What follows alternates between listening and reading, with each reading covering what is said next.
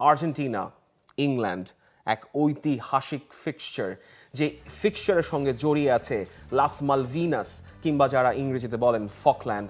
এই ইতিহাসের সাথে জড়িয়ে আছে ঔপনিবেশিকতার বিরুদ্ধে শোষণের লড়াই, এই ইতিহাসের সাথে জড়িয়ে আছে একটা বেল্টার অফ আ ব্লকবাস্টার ফিক্সচার। এই ম্যাচে ফুটবল আছে, ফুটবলের বাইরে ইতিহাস আছে, কিন্তু আপনি কোন জায়গাটায় আসলে কনসেন্ট্রেট করতে চান? সেটাই হচ্ছে বড় প্রশ্ন।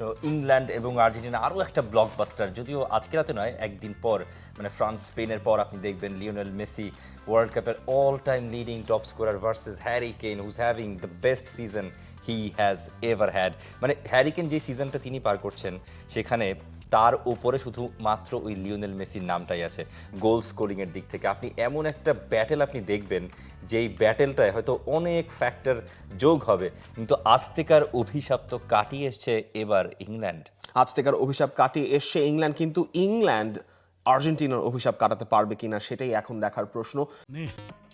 দুই বেলা খাবি ফ্যান্টাস্টিক নিমো খালাল সল্টেড বিস্কুট।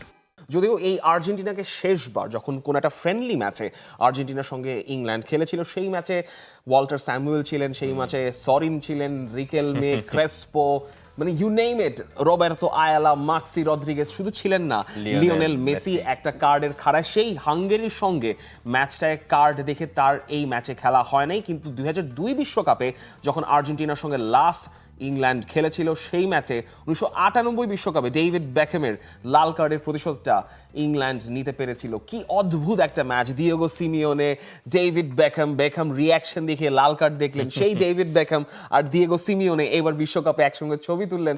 কে জানতো যে সেমিফাইনালে এরকম দেখাটা হয়েই যাবে। এবং লিওনেল মেসি যেই ওপোনেন্টের সঙ্গে কখনো খেললেন না, যাকে এখনো হ্যারি কেইন ডেফিনেটলি লিওনেল মেসিকে অনেক পছন্দ করেন। এমনিতে ইংল্যান্ড টিমের ব্যাপারে লিওনেল মেসির ব্যাপারে অনেক ভালো ভালো কথা বলার রয়েছে।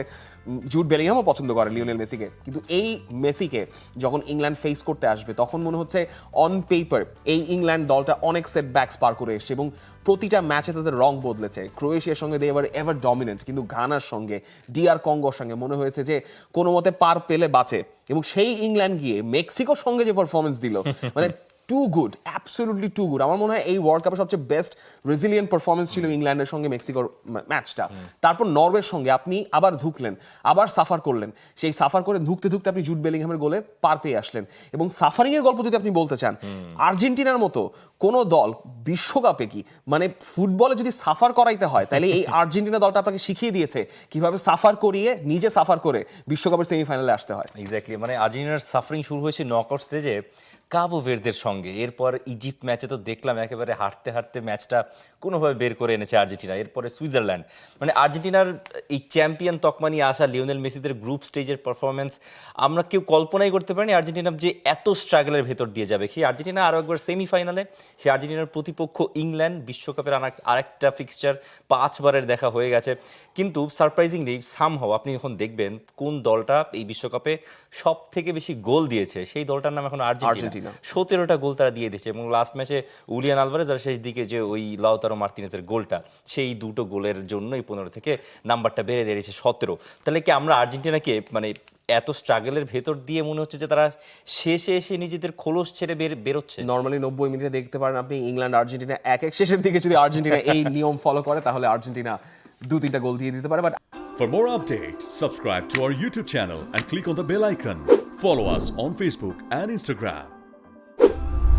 Download T-Sports app to enjoy exciting games and highlights.